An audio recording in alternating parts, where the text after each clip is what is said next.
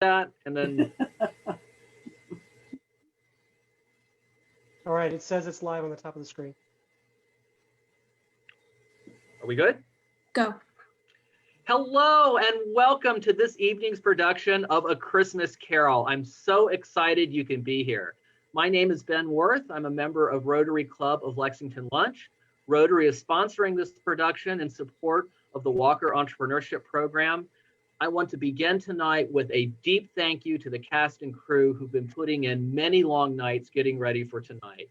Director Piper Bluen Foley Schultz, my thanks to you. This adaptation was written for Zoom and adapted by Joellen Bland, who has many years with VMI Community Theater. Thank you, Joellen. Stage manager Kat Moreshi, my thanks to you for all your good work. And all of the actors that you'll see tonight have just been putting in huge amounts of time for this. So thank you very much. There's also some thank yous to many of our community partners. I want to thank VMI Community Theater for many of the costumes you'll see tonight. There's been some wonderful support and advertising from the News Gazette, the Rockbridge Advocate, and 3WZ Radio. Thank you very much. And I want to extend a very special thank you to Kendall for their generous financial support for the advertising for this production. Thank you very much, Kendall. We really appreciate your support, and we hope a lot of you are out there joining us tonight. You can donate to the Walker Entrepreneurship Program. There is a link at the Rotary website. That's www.rotarylexvalunch.org, and we'll be sharing that link in the comments area that you'll see on the streaming video. I want to introduce Rotary President of Lexington Lunch, Jerry Bogatz, to tell you a little bit about Rotary. Hello. On behalf of the Rotary Club Lexington Lunch, I want to welcome you to this presentation of A Christmas Carol. We are sponsoring in support of Walker Entrepreneurship Program. And I suspect there are many Rotarians out there tonight tuning in and watching, but some of you may be wondering, what is Rotary? And Rotary is an international organization of people united around the world to provide humanitarian service, encourage high ethical standards in all locations, and help build goodwill and peace in the world. Our motto is service above self. And just a little brief history on Rotary. Rotary began in 1905 in the Chicago area by a local businessman named Paul Harris. He started the club or his meetings with four other local businessmen, and they met in each other's offices and rotated every week for lunch for these meetings. Hence the name Rotary, which continues to stick to this day. Rotary is comprised of 1.2 million members today. So started with 4, we're up to 1.2 million in 115 years with over 30,000 clubs worldwide with representation in almost every country. And since 1985, Rotary's primary objective or concern has been eradicating polio. And Rotarians have contributed over $1 billion to this effort. And at present, approximately 2.5 billion children have been immunized against polio. And right now it's only endemic in 2 countries, Afghanistan and Pakistan. And membership to any local club is open to all. All races, creeds, genders, ethnic backgrounds are welcome. We are non-political and non-sectarian. Local clubs are the backbone of the worldwide organization like ours. We are engaged in local community service and community projects. In addition, we sponsor fundraising projects like this. Our local club, the Rockford Club of Lexington Lunch, was chartered in 2016, approximately 4 years ago. And we do meet twice a month on Wednesdays at noon for approximately an hour. If you are interested in learning more about, and you live in the Lexington Rockbridge area, and you're interested in learning more about Rotary in general or our club, I invite you to go to our website. There's contact information there, and we'd like to hear from you. So again, thank you for tuning in. Thank you, Jerry. I'm going to introduce Al Hockaday to tell you about the Walker Entrepreneurship Program. Good evening. My name is Al Hockaday. I've been a Rotarian for almost 30 years. I want to invite you to enjoy the program tonight. The Walker program is not a new program. It is a spinoff of the launch Lexington that was developed by Stephanie Wilkerson. All of the proceeds from tonight's program will benefit those young entrepreneurs starting up a business in Lexington, Rockbridge County, and Buena Vista. Thank you for your participation. And hope you enjoy this wonderful evening. And Merry Christmas to you all. Thank you. And with no further ado, let's start the show.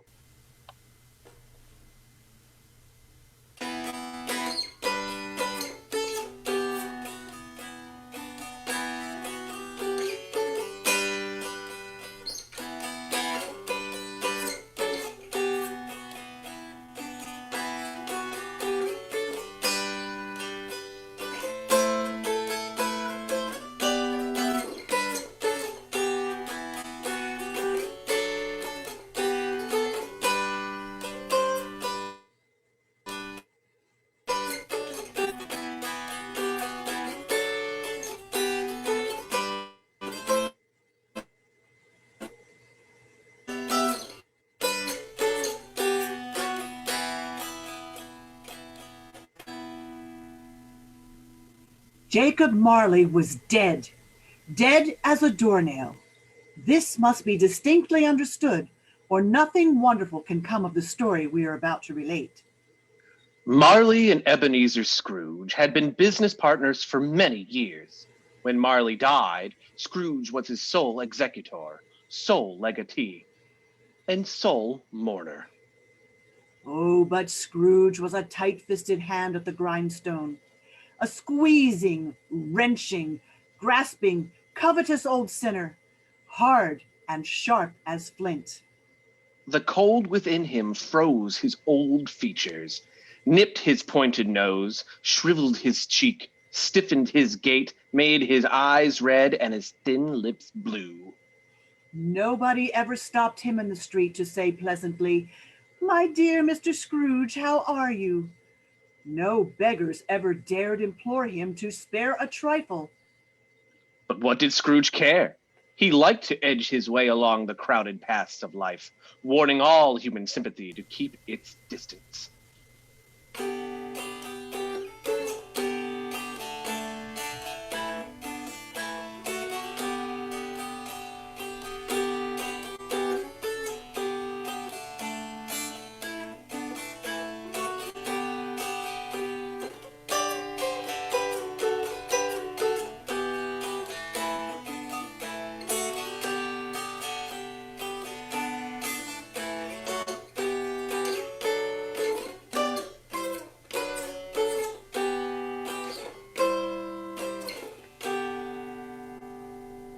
So, we begin our story, A Christmas Carol, written by renowned English novelist Charles Dickens in the year 1843. We assure you it is not entirely grim. There is much about it that will cheer, encourage, and inspire you. Once upon a time, on a bleak, freezing, foggy English Christmas Eve, old Ebenezer Scrooge sat busy at work in his counting house. His door was open that he might keep his eye upon his clerk, Bob Cratchit, who, in a dismal, frigid little cell, was copying letters by the light of a solitary candle. Suddenly, the booming, cheery voice of Scrooge's nephew Fred announced his unexpected entry. A Merry Christmas to you, Uncle. God save you. Bah! Humbug! Christmas a humbug? Uncle, you don't mean that, I'm sure. I do mean it. What right have you to be merry? You're poor enough.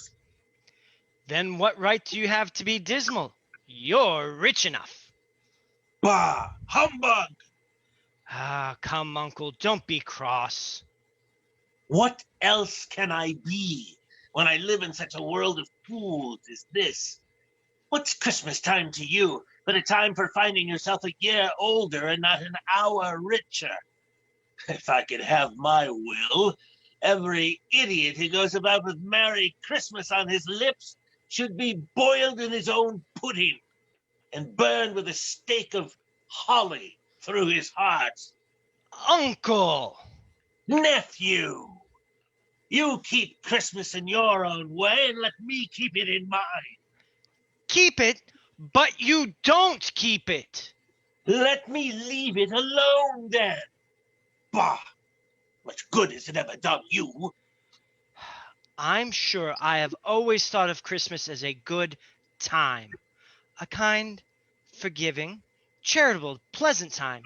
The only time in the long year when men and women seem to open their shut-up hearts freely. And therefore, though it has never put a scrap of gold or silver in my pocket, I believe it has done me good. And it will do me good. And I say God bless it. Come, Uncle, come and dine with us tomorrow. No! Good afternoon. I want nothing from you. I ask nothing of you. Why can't we be friends? Good afternoon. I am sorry with all my heart to find you so resolute. But I'll keep my Christmas humor to the last. So, Merry Christmas, Uncle! Good afternoon. And a Happy New Year! Good afternoon. Scrooge's nephew left the room without an angry word. He stopped at the outer door to cheerfully bestow the greetings of the season on the clerk, Bob Cratchit, who returned them cordially. Bah! There's another idiot. My clerk, with 15 shillings a week and a wife and family, talking about a Merry Christmas. Humbug! Bob Cratchit, in letting Scrooge's nephew out, had let a fine young gentleman in, most pleasant to behold, who now stood in Scrooge's office. Scrooge and Marley, I believe. Have I the pleasure of addressing Mr. Scrooge or Mr. Marley? Mr. Marley has been dead these 7 years. He died 7 years ago this very night. I have no doubt his liberality is well represented by his surviving partner. Liberality? At this festive season of the year, Mr. Scrooge, it is desirable that we make some slight provision for the poor and destitute who suffer greatly, many thousands on want of common comforts, sir.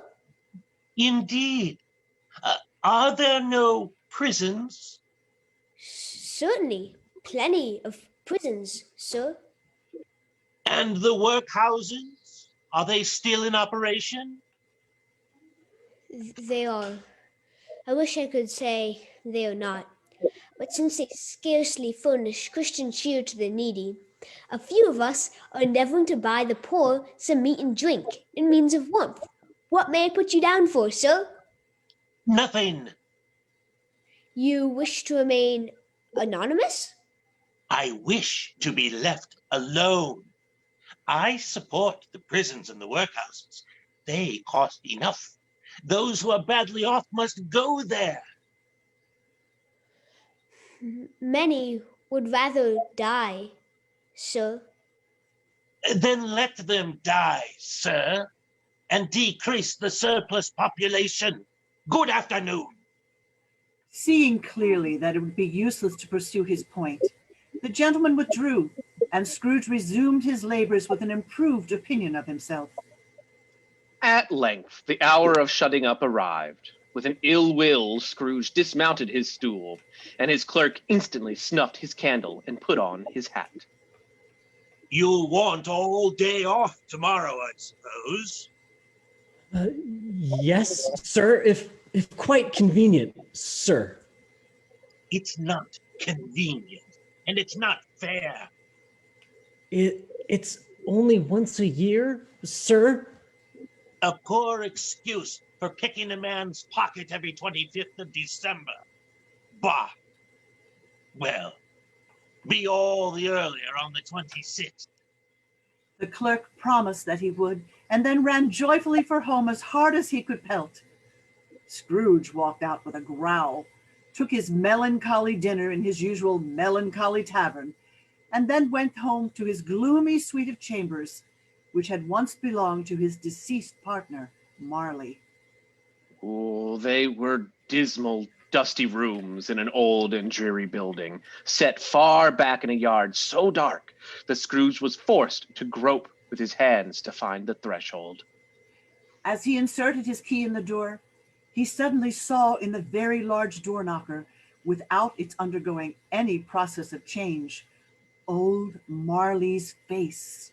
Yes, Marley's face, not in shadow, but with a dismal light around it, looking at Scrooge as Marley often used to look, with ghostly spectacles turned up on his ghostly forehead, and his eyes wide open and motionless. As Scrooge stared fixedly at this phenomenon, it suddenly became just an ordinary knocker again. Nevertheless, he turned the key sturdily, walked inside, and lighted his candle. However, he did pause a moment before he shut the door. And he did look cautiously behind it, as if he half expected to be terrified by the sight of Marley's pigtails sticking out into the hall. But there was nothing there. Pooh! He closed the door with a bang that resounded through the house like thunder. But Scrooge was not a man to be frightened by echoes. It was dark, but darkness was cheap, and he liked it. He walked up the stairs to his rooms, locked himself in, put on his dressing gown, slippers, and nightcap, and sat down before the fire. As he settled into his chair, his glance happened to rest upon a disused bell that communicated, for some purpose long forgotten, with another part of the house.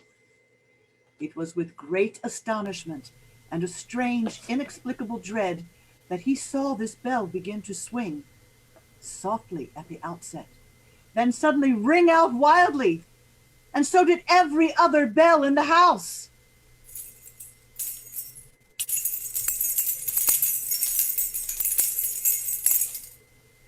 The noise might have lasted half a minute, but it seemed an hour to Scrooge. Then the bells suddenly ceased their noise and were replaced by a clunking sound, as if someone was dragging a heavy chain over casks in a wine cellar. The noise became louder, louder, louder, as it seemed to be coming up the stairs and heading straight towards the door. Humbug! I won't believe it. His color changed, though, when the sound burst through his heavy door into the room and revealed the face and figure of Jacob Marley. The chain he drew was clasped about his middle, long and winding round him like a tail made of cash boxes, ledgers, and heavy purses wrought in steel. The body was transparent. Scrooge could see through the waistcoat, could see the two buttons on its coat behind. Yet even though he saw this phantom standing before him and felt the chilling influence of its death-cold eyes, Scrooge fought against his senses. What do you want with me? Much. Who are you? In life, I was your partner, Jacob Marley. Jacob? Why don't you believe me? Why do you doubt your senses? Because you may only be a slight disorder of my stomach. Or you may be an undigested bit of beef, a blot of mustard, a crumb of cheese, or a fragment of an underdone potato. Why, there's more of gravy than the grave about you. The phantom raised a frightful cry and shook its chain with a dismal and appalling noise, forcing Scrooge to fall upon his knees and clasp his hands in fright. Mercy, mercy, dreadful apparition, why do you trouble me? It is required of every man that the spirit within him should walk abroad amongst his fellow men. If that spirit goes not forth in life, it is condemned to do so after death. It is doomed to wander through the world and witness what it cannot share, but might have shared in turn to happiness on earth. You are fettered. Why? I wear the chain I forged in life. I made it. Link by link, and I wore it of my own free will. Is its pattern strange to you? Or do you know its weight and length and strength of coil that you wear yourself? Jacob, speak some comfort to me. I have none to give. My spirit never walked beyond our counting house. Now weary journeys lie before me. No rest, no peace, incessant torture of remorse. Captive, bound and double ironed, knowing that no space of regret can make amends for my life's misused opportunities. But you were always a good man of business, Jacob. Business. Mankind was my business. Charity, mercy, benevolence were all my business. Why did I walk through crowds of fellow beings with my eyes turned downwards and never raise them to that blessed star which led wise men to a poor abode? Were there no poorhouses to which that light would have conducted me? I am here to warn you, Ebenezer, that you yet have a chance to escape my fate. You will be haunted by 3 spirits. Spirits? I think I would rather not, Jacob. Without their visits, you cannot hope to shun the path I trod. Expect the first tomorrow when the bell tolls 1.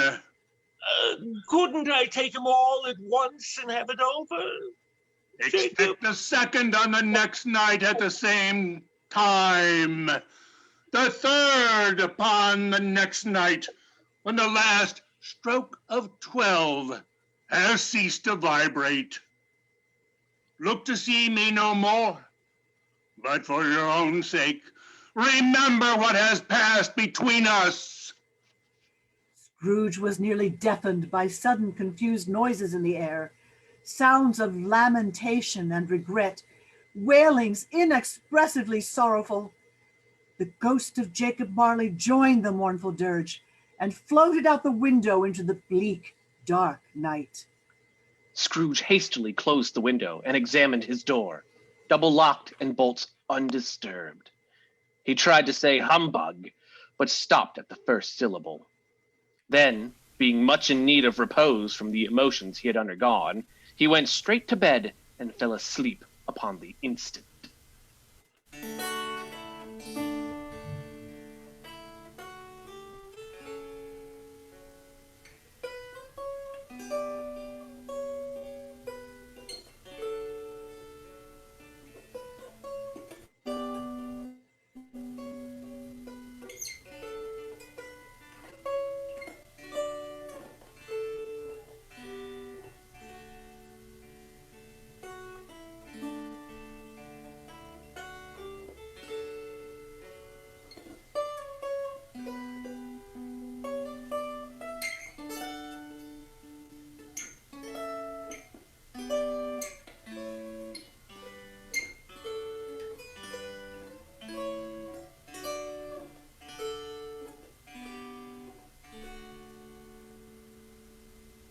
When Scrooge awoke, he was astonished to find himself still in darkness. The more he thought about what had happened, the more perplexed he was. The more he endeavored not to think, the more he thought. Was it a dream or not? Well, it was past 2 when I went to bed. Surely I can't have slept through a whole day and into another night. Then the chimes from a neighboring church struck with a deep, dull, hollow 1. Only 1. Then he remembered what Marley's ghost had warned him of a visitor when the chimes would toll 1. Light suddenly flashed in the room, and the curtains of the bed were drawn aside by a strong, muscular hand. Starting up, Scrooge came face to face with an unearthly visitor, a strange figure, like an old man viewed through some supernatural medium. Its hair was white as if with age, and yet the face had not a wrinkle in it. It wore a white tunic trimmed with summer flowers, bound with a sparkling belt, and held a branch of fresh green holly in its hand. Are you the spirit whose coming was foretold to me? I am. Who and what are you? I am the ghost of Christmas past. Your past. Your welfare brings me here. Your reclamation. Rise and walk with me. The spirit clasped Scrooge gently by the arm and moved toward the window. Spirit, where do you take me? It is freezing outside. I am wearing only my slippers and dressing gown. I have a cold. I am a mortal and liable to fall. Touch your hand upon my heart, and you shall be upheld. As these words were spoken, they passed through the window and stood upon an open country road. The city had vanished, and the darkness and mist with it.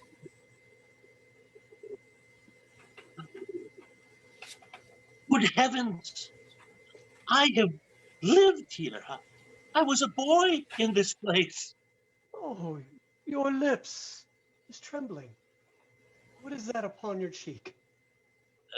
Nothing, only a pimple. Lead me where you will. Do you recollect this road?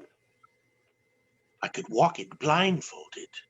How strange to have forgotten it for so many years. Let us go on. They walked along the road where Scrooge recognized every gate and post and tree. Some shaggy ponies came trotting toward them with boys upon their backs, who called out in great spirits to other boys in country carts driven by farmers. Everything you see here are shadows of things that have been. They have no consciousness of us. Scrooge knew the people and happily named them, and rejoiced beyond all bounds to see them again. And why did his cold eye glisten, and his heart leap up with gladness when he heard them wish each other Merry Christmas? What was Merry Christmas to Scrooge? What good had it ever done for him? They left the high road by a well-remembered lane into a little market town and onto a school. They entered this dreary hall and felt a chilly bareness about the place, which seemed to tell of too much getting up by winter candlelight and not too much to eat.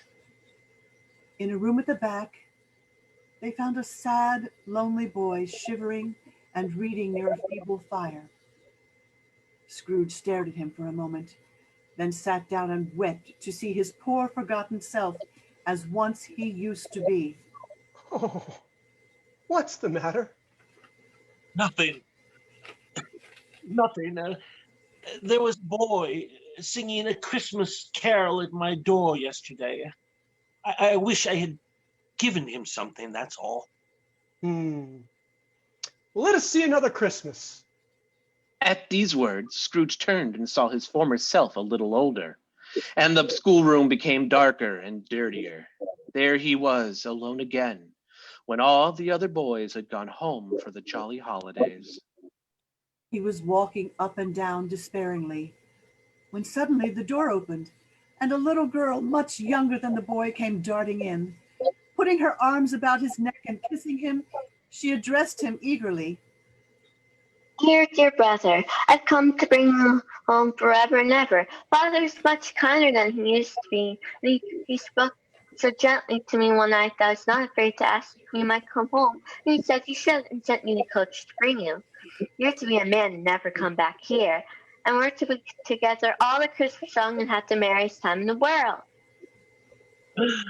My sister, little Fan. Oh, she led me out of that place. She was quite the little woman. Oh, she was always a delicate creature whom a breath might have withered. But she had a large, heart, and a child. I believe your nephew, Fred. Yes, Fred.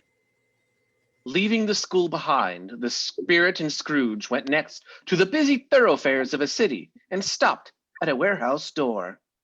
Do you know this place? I was apprenticed here. Oh, and there is my employer, old Fezziwig, alive again, bless his heart. Oh, there was never anyone merrier than him. Yo ho, my boy! Ebenezer, no more work tonight. It's Christmas Eve. Clear away, my lad, and make lots of room for the dancing. Ha ha!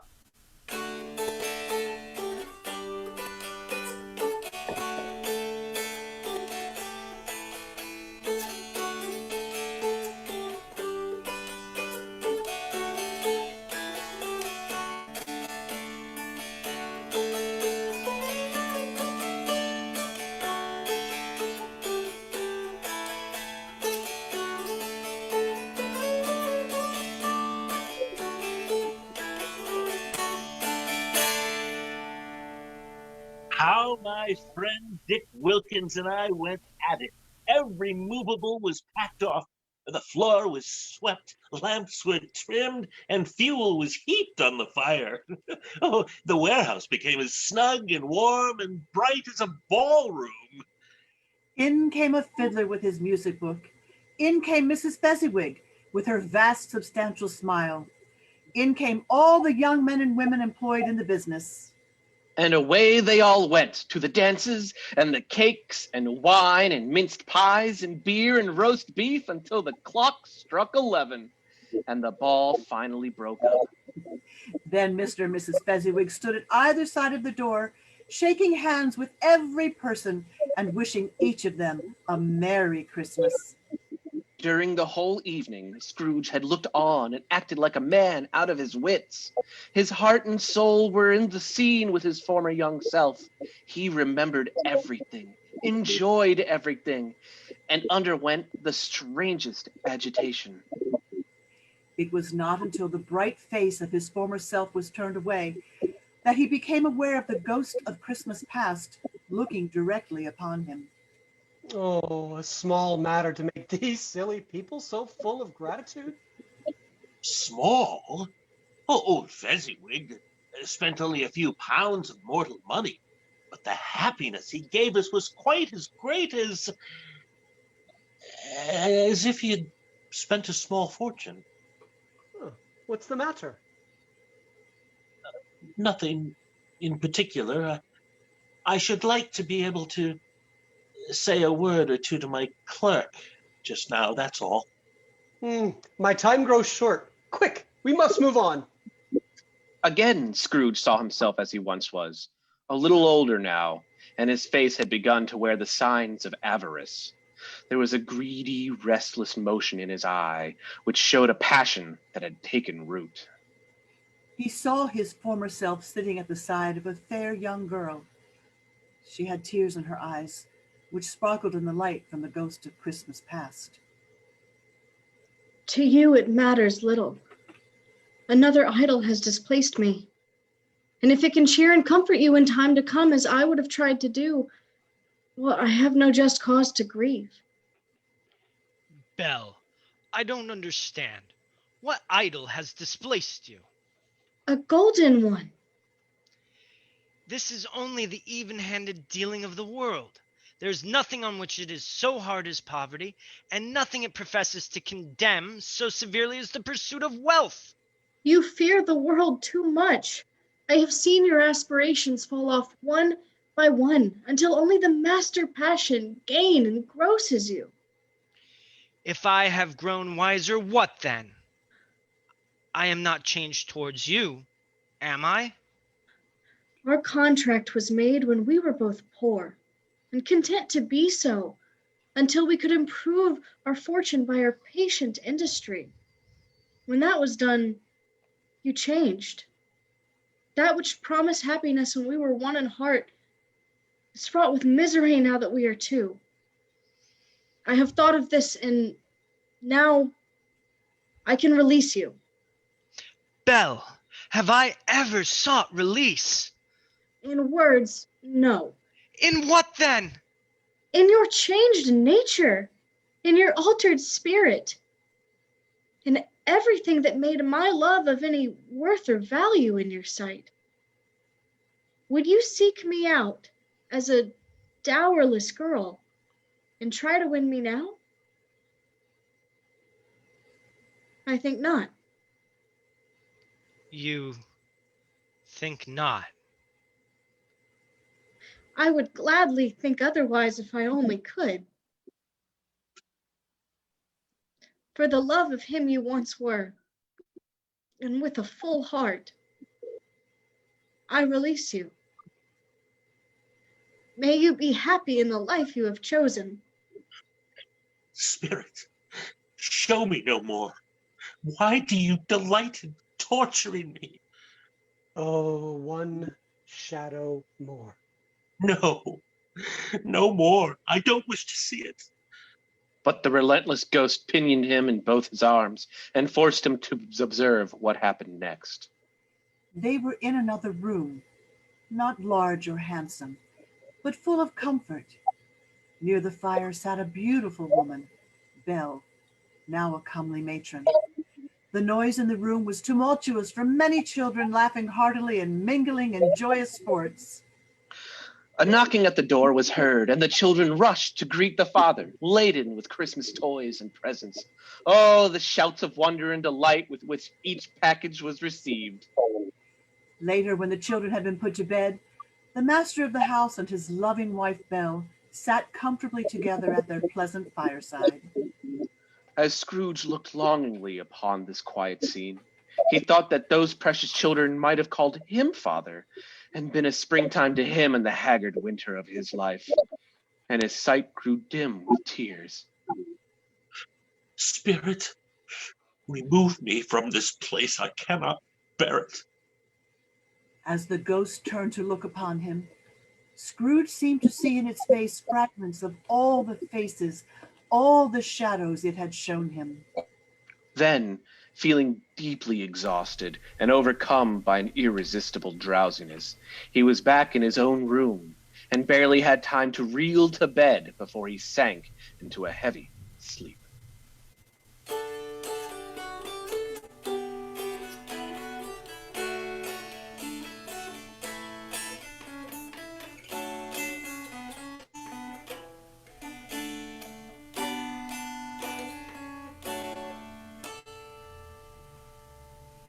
Waking abruptly in the middle of a prodigiously tough snore, Scrooge sat up in bed as he heard the church bell again striking 1. He was astonished to be restored to consciousness in time to see a ghostly light coming from the adjoining room. Curious, he got up, shuffled in his slippers to the floor. Come in! Come in!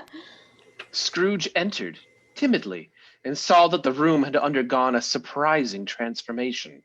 The walls and ceiling were hung with the crisp green leaves of holly, mistletoe, and ivy, and a mighty blaze went roaring up the chimney in a way that Scrooge had never seen before. Heaped upon the floor to form a kind of throne were turkeys and geese, game, poultry, great joints of meat, mince pies, plum puddings, barrels of oysters, and lots of punch, red-hot chestnuts, immense cakes, and seething bowls of punch. In easy state upon this throne sat a jolly giant, glorious to see, who bore a glowing torch in its hand and held it high to shed its light on Scrooge as he came peeping round the door. I am the ghost of Christmas present. Look upon me. Scrooge did so, and he saw the spirit clothed in a simple, deep green robe, bordered with white fur. Its feet were bare, and on its head was a holly wreath set with shining icicles. Its face genial, its eye sparkling, Christmas all about You have never seen the likes of me before. Never. Spirit, conduct me where you will. I went forth last night on compulsion, but I learned a lesson. Tonight, if you will teach me, let me profit by it. Touch my robe. Scrooge did so, and the room vanished instantly. They went straight to the home of Scrooge's clerk, where the ghost smiled and blessed Bob Cratchit's dwelling with sprinklings from its torch. Moving inside, they saw Mrs. Cratchit, dressed but poorly in a twice-turned gown, but brave in ribbons, laying the cloth, assisted by her older daughters, while Master Peter Cratchit bravely plunged a fork into a saucepan of bubbling potatoes. Then 2 smaller Cratchits, boy and girl, came tearing in, screaming that outside the baker's shop they had smelled the roasting goose that was their own. And Master Peter dropped his fork and rushed out with the smaller Cratchits to go fetch that precious bird home. Wherever are your father and your brother, Tiny Tim? Then in came Bob, the father, with Tiny Tim on his shoulder, for the little boy carried a tiny crutch and had his limbs supported by an iron frame. Robert, how did little Tim behave today? Oh, as good as gold, my dear. Somehow he gets thoughtful sitting by himself so much. Coming home, he told me that he hoped the people in church would see him because he was a cripple, and that it might be pleasant for them upon Christmas Day to remember who made lame beggars walk and blind men see. Then Master Peter Cratchit and the 2 small Cratchits returned from the baker's with the goose in grand procession. Oh, there never was such a goose, and mashed potatoes, and oh, such a wonderful pudding, like a speckled cannonball, ablaze in lighted brandy, with holly stuck in its top. After the dinner was done, and not a crumb of it left over, Bob Cratchit proposed a toast. A Merry Christmas to us all, my dears. God bless us. God bless us, everyone. Scrooge watched this family celebration with some degree of wonder, especially the movements of the thin little boy who sat close to his father with his withered little hand in the gentle, bigger one. Spirit, tell me if Tiny Tim will live. I must know. I see a vacant seat in a poor chimney corner of this house, and a small crutch without an owner, carefully preserved. No, no, kind spirit. Say he will be spared. If these shadows remain unaltered by the future, the child will die. No, no. What then? If he must die, he had better do it and decrease the surplus population. Scrooge hung his head in shame to hear his own words quoted by the spirit. Forbear that wicked cant until you know what the surplus is and where it is. Will you decide what men shall live and what men shall die? It may be that in heaven's sight you are more worthless and less fit to live than this poor man's child. Scrooge bent before this rebuke, trembling, and cast his eyes upon the ground. But he raised them quickly upon hearing his name. A toast to Mr. Scrooge, the founder of the feast. Founder of the feast? Indeed, Robert. I wish I had him here. That odious, hard, unfeeling man. I'd give him a piece of my mind to feast upon and hope he'd have a good appetite for it. My dear, consider the children. It's Christmas Day. Very well. I'll drink his health for your sake and the day's, but not for his. As the Cratchits began to fade from Scrooge's view, he kept his anxious eye upon them, and especially on Tiny Tim. Then he was startled to hear a boisterous laugh, the laugh of his nephew Fred, and there he was, at his own fireside with his wife. Uncle Scrooge declared Christmas a humbug, and he believed it. A humbug. More shame for him then. Oh, he's a comical old fellow and not so pleasant as he might be. But I'm sorry for him. Sorry. I'm sure he's very rich, Fred. At least you've always told me so. But his wealth is of no use to him. He don't do any good with it. He don't make himself comfortable with it. And I'm sure he hasn't the satisfaction of thinking he'll ever benefit us with it. I have no patience with him. But I have. I couldn't be angry with him if I tried. Who suffers by his ill whims? Himself. Here he takes it into his head to dislike us, and won't come to dine and make merry with us on Christmas. And what's the consequence? He loses some pleasant moments with us which would do him good, and prefers the company of his moldy old office or his dusty chambers. Then it's no concern of ours, Fred. Let him keep his own dismal company. Nevertheless, my dear, I mean to invite him every year, whether he likes it or not. I will always think of him at Christmas. So, a toast to Uncle Scrooge, a Merry Christmas, and a Happy New Year. As that scene passed away, Scrooge and the ghost of Christmas present moved on again, quickly in the dark and snowy evening. My life upon this globe is very brief. It will end tonight. Tonight? Tonight at midnight. My time is drawing near. Forgive me, Spirit, if I'm not justified in what I ask, but I see something strange and not belonging to yourself protruding from your robe. Is it a foot or a claw?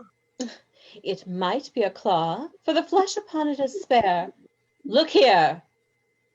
From the folds of her robe, the ghost brought forth 2 children, frightful, hideous, miserable, a boy and a girl, ragged, scowling, and wolfish, but hopeless and pathetic too in their humility. Scrooge started back, appalled. Where graceful youth should have filled their features, a stale and shriveled hand, like that of age, had pinched and twisted them. This boy is ignorance. This girl is want. Beware of them both, but most of all, this boy ignorance. I see doom written upon his brow. Spirit, have they no hope of help or refuge? Are there no prisons? Ghost of Christmas Present turned on Scrooge for the last time with his own words. Are there no workhouses?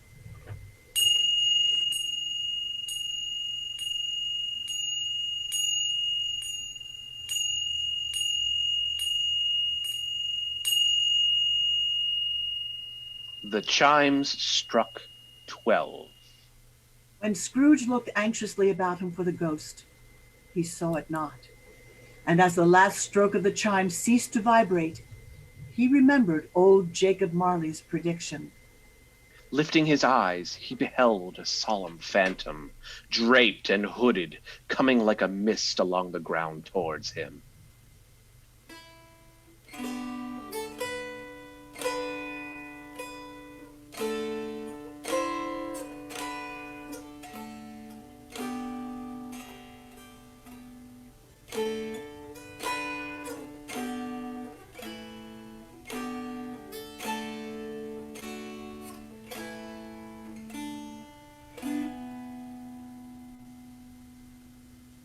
Phantom approached slowly, gravely, silently. When it came near him, Scrooge bent down upon his knee, for in the very air through which the spirit moved, it seemed to scatter gloom and mystery.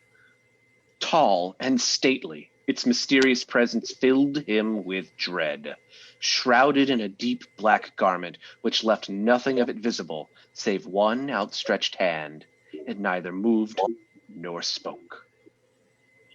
Am I in the presence of the ghost of Christmas yet to come? The spirit answered not, but pointed onward with its hand. Are you about to show me shadows of the things that will happen in the time before us? The spirit seemed to incline its head. That was its only answer.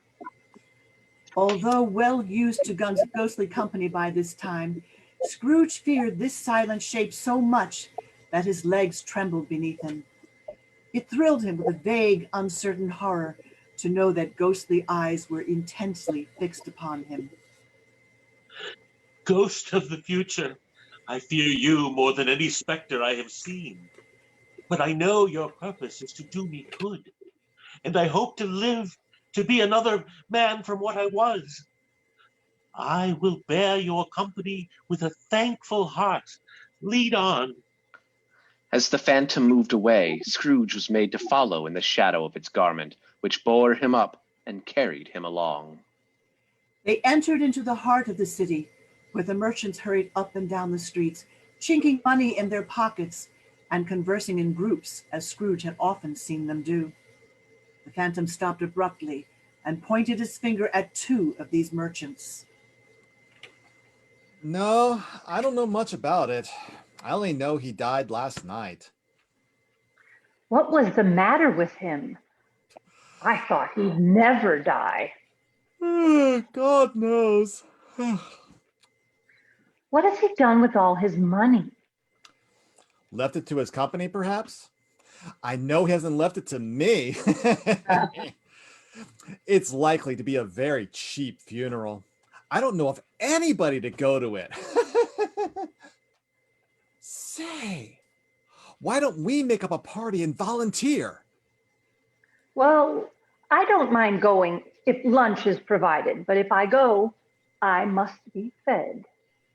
The ghost and Scrooge then left the busy streets and went into an obscure part of town, where Scrooge had never gone before, although he knew its bad repute. Alleys and archways disgorged their smell and filth upon the foul and narrow streets. The shops and houses wretched, the people drunken, slipshod, ugly. The whole quarter reeked with crime and misery.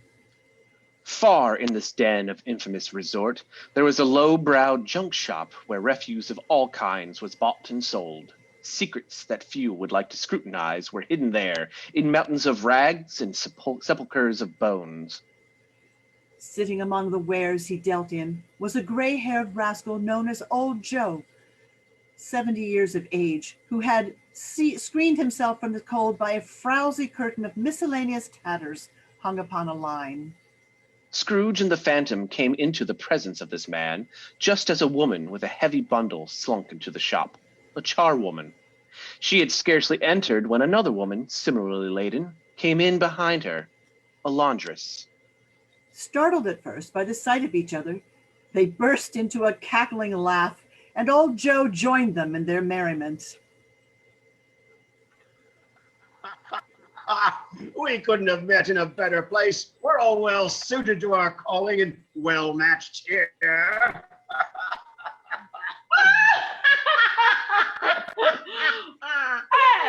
Every person has a right to take care of himself. He always did. Who's the worse for the loss of this stuff I got in my bundle? Not a dead man, I suppose. No, indeed. If his had been natural in his lifetime, he'd have had somebody to look after him. Instead of gasping out his life alone there all by himself. It's a judgment on him. Oh, I wish this bundle of mine was a little heavier, and it would have been if I could have laid my hands on anything else. Open her up, Joe, and let me know the value of what's inside. Oh, and mine too. I've got sheets, I've got towels, I've got 2 silver teaspoons, and some silver tongs, sugar tongs. I always pay too much to the ladies. It's a weakness of mine, and that's the way I ruin myself. Well, here, what do you call this? bed curtains. Bed curtains? You don't mean to say you took them down, rings and all, with him lying there? And the blankets too? Why not? He isn't likely to take cold without him, is he? I hope he didn't die of anything catching, eh? Oh, don't you be afraid of that. Here. Oh, you may look through this shirt till your eyes ache and you won't find a hole in it. Not a threadbare place. It's the best he had. And a fine one, too. They'd have wasted it if it hadn't been for me. Well, what do you mean by wasting it? Putting it on him to be buried in. Somebody was fool enough to do it, but I took it off him. Scrooge listened to this dialogue in horror. In the scanty light afforded by old Joe's smoky lamp, he viewed the two women with a detestation and disgust, which could hardly have been greater if they were obscene demons marketing the corpse itself. They laughed greedily when old Joe counted out their money. This is the end of it, you see. He frightened everyone away when he was alive. For profit us when he was dead. Spirit, I see the case of this unhappy man might be my own. Oh, merciful heaven, what is this? Scrooge recoiled in terror, for he saw that he almost touched a bare, uncurtained bed, on which beneath a ragged sheet there lay a something covered up. The room was dark, but a pale, wavering light fell upon the bed. To his horror, Scrooge sensed that on that bed, plundered and bereft, unwatched, unwept for, and uncared for, was the body of the dead man the old charwoman and the laundress had been speaking of. The motion of a finger from Scrooge's hand could have raised the cover and disclosed the face beneath it. Scrooge longed to do it, but he had no more power to withdraw the veil than to dismiss the phantom at his side. There was a sound of gnawing rats beneath the hearthstone. What they wanted in that room of death, Scrooge did not dare to think. Spirit, this is a fearful place. If there is any person who feels emotion caused by this man's death, show that person to me, I beseech you.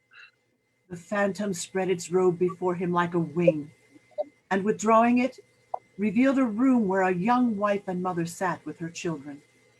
She was anxiously expecting someone, for she started at every sound and looked out the window often.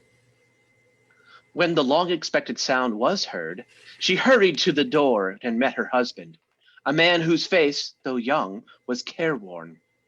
But there was a remarkable expression in it now, a kind of serious delight which, with shame, he struggled to repress. What news? Are we quite ruined? No, there's hope. If he relents, there is. Oh, he's past relenting. He's dead. The young woman was a mild and patient creature, but she was thankful in her soul to hear it, and she said so. Then she prayed forgiveness and was sorry, but the first reaction was the emotion of her heart. To whom will our debt be transferred? Oh, I don't know, but we'll soon be ready with the money. And even if we weren't, it would be cruel fortune indeed to find another creditor so merciless. Tonight, we may sleep with light hearts, at last. Yes, their hearts were lighter because of this man's death. The only emotion the phantom could show Scrooge was one of pleasure. Spirit, let me see some tenderness connected with the death. Oh, that dark death chamber which we left will forever haunt me. Silently, the phantom conducted Scrooge through streets that were familiar to him. And as they went along, Scrooge looked around to find himself. But he was nowhere to be seen. Nowhere. But was this not the future? Once again, they entered poor Bob Cratchit's house, and this time found Mrs. Cratchit and her children seated round the fire. It was quiet, very quiet. The noisy little Cratchits were as still as statues in one corner, but Tiny Tim was not there. Then the mother laid her sewing aside and put her hand up to her face. I wouldn't show my weak eyes to your father when he comes home for all the world. It is late, but he has walked a little slower than he used to these last few evenings. Yet I have known him to walk with Tiny Tim upon his shoulder very fast indeed. He was very light to carry then, and his father loved him so that it was no trouble. Oh, there he is now at the door. She hurried to meet Bob as he wearily came in. His tea was ready for him on the hob, and they all rushed to see who should help him to it first. Then the two little Cratchits got upon his knees and laid their little cheeks against his face, as if to say, "Don't mind it, father. Don't be grieved." This being Sunday, you went there today, Robert? Yes. Yes, my dear. I wish you could have gone with me. It would have done you good to see how green a place it is. I promised him I'd walk there on a Sunday. My little child. A little child. The grieving father broke down all at once. He couldn't help it. Then he composed himself and was reconciled as best he could be to what had happened. Spirit, before our parting moment is at hand, tell me what man that was whom we saw lying dead. I must know. Slowly, the ghost of Christmas yet to come conveyed Scrooge to a churchyard. There, the wretched man, whose name he would learn, lay underneath the ground. The spirit stood among the graves and pointed down to one. Spirit, before I draw nearer to that stone, answer me one question. Are these the shadows of things that will be? Or are they the shadows of things that only may be? The phantom was immovable as ever. Scrooge crept forward, trembling as he went. Following the phantom's finger, he read upon the neglected gravestone his own name, Ebenezer Scrooge. Was I the man who lay upon that bed? The phantom pointed his finger from the grave to Scrooge and back again.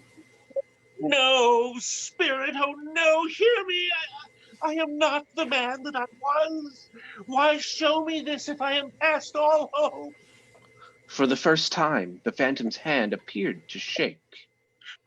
Good Spirit, your nature intercedes for me and pities me. Assure me that by an altered life, I may yet change those shadows you have shown me. The phantom's hand trembled. I will honor Christmas in my heart and try to keep it all the year. I will live in the past, the present, and the future. The spirits of all three shall strive within me. I will not shut out the lessons they have taught me. Oh, Spirit, tell me I may sponge away the name upon that stone. In his agony, Scrooge caught the spectral hand. It sought to free itself, but Scrooge was strong in his entreaty and detained it. The spirit, stronger yet, repulsed him. Holding up his hands in one last prayer to have his fate reversed, Scrooge saw an alteration in the spirit's hood and robe. It shrunk, collapsed, and dwindled down into a bedpost.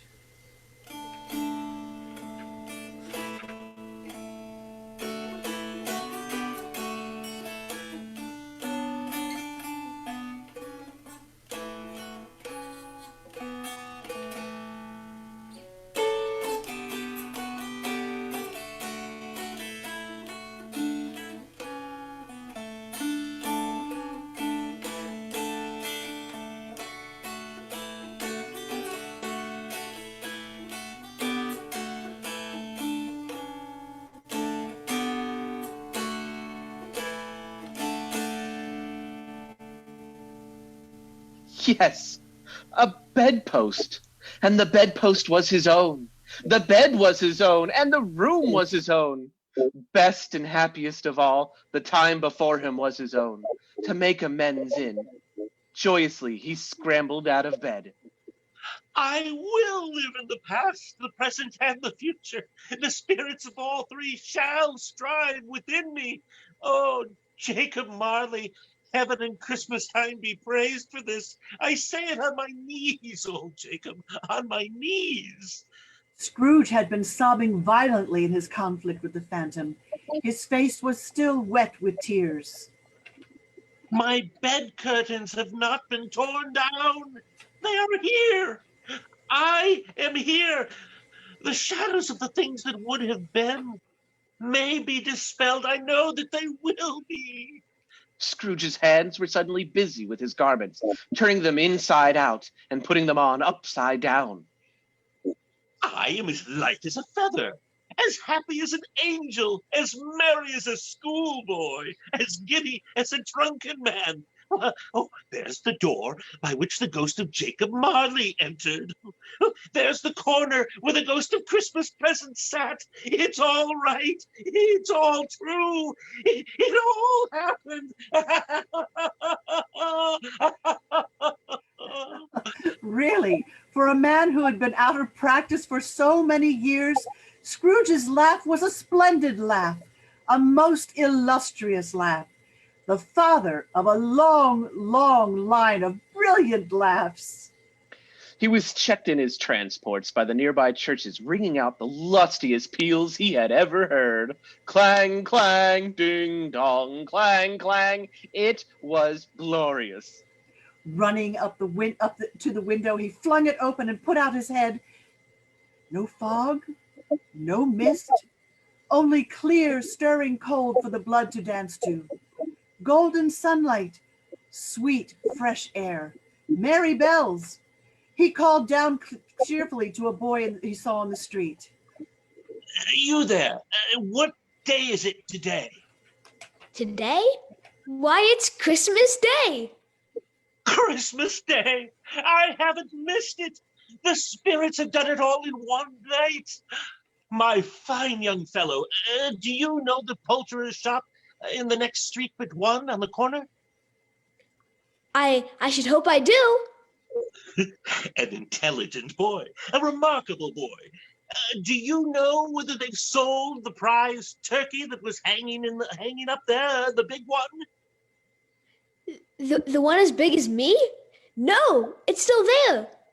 Oh, what a delightful boy. Well, my buck, go and buy it, and tell him to bring it here that I may tell him where to take it. Come back with the man, and I'll give you a shilling. Come back with him in less than 5 minutes, and I'll give you half a crown. The boy ran off like a shot. I'll send that turkey to Bob Cratchit. He shan't know who sends it. Why, it's twice the size of Tiny Tim. The hand in which Scrooge wrote the address was not steady, but write it he did somehow, and went down to the street door to wait for the poulterer's man. As he stood there, the large door knocker caught his eye. Why, I shall love this knocker as long as I live. What an honest expression it has. It's a wonderful knocker. Oh, here's the man with the turkey. Hello. Merry Christmas.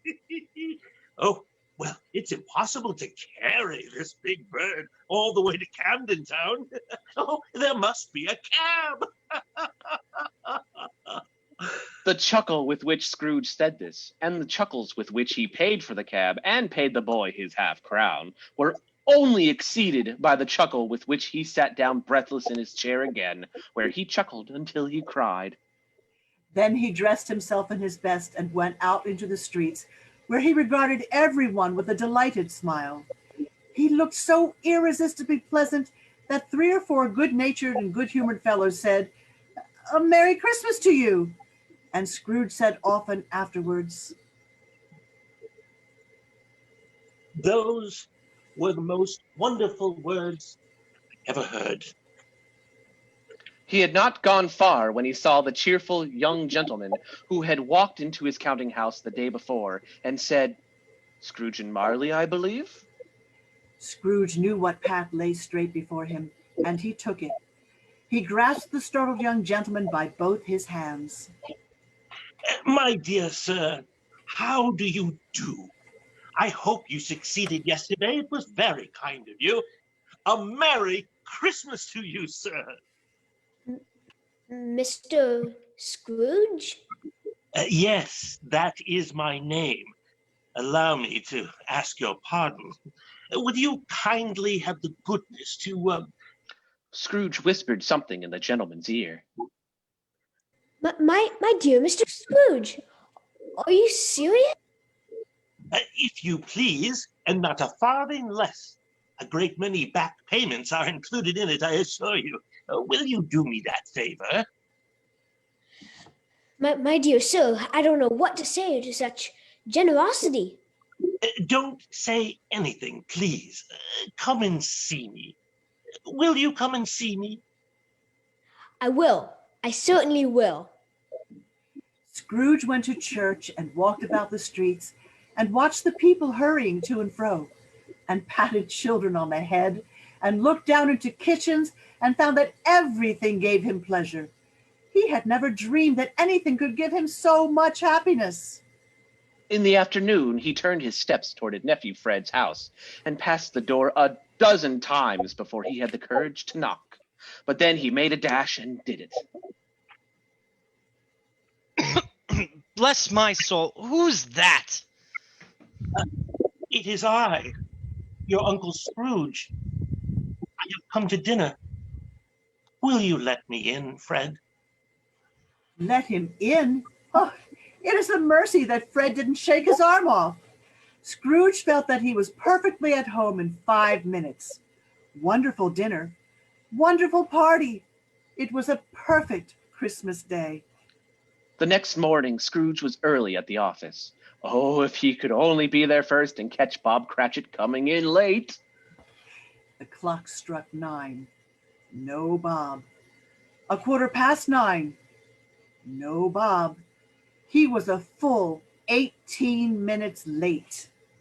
Bob's hat was off before he opened the door. He dashed to his stool and began to drive away with his pen as if he were trying to overtake 9 o'clock. Hello.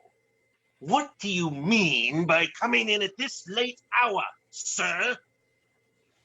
Oh, I am very sorry, sir. Step this way, sir, if you please. It's only once a year, sir.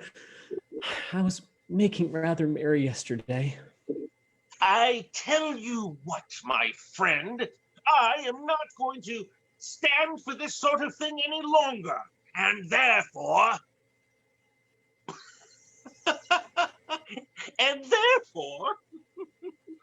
I am going to raise your salary.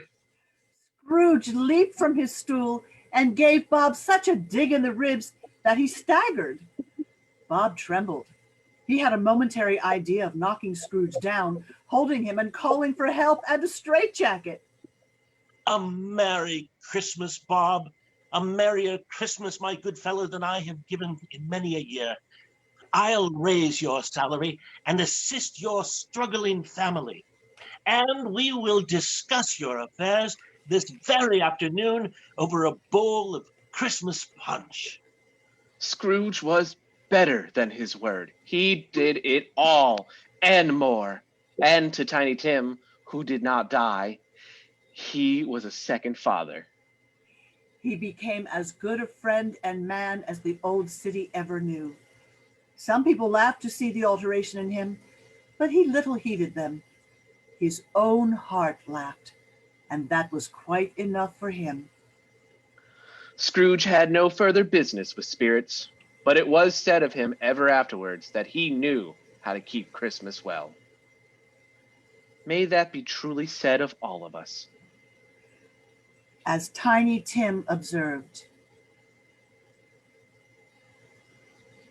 God bless us, everyone.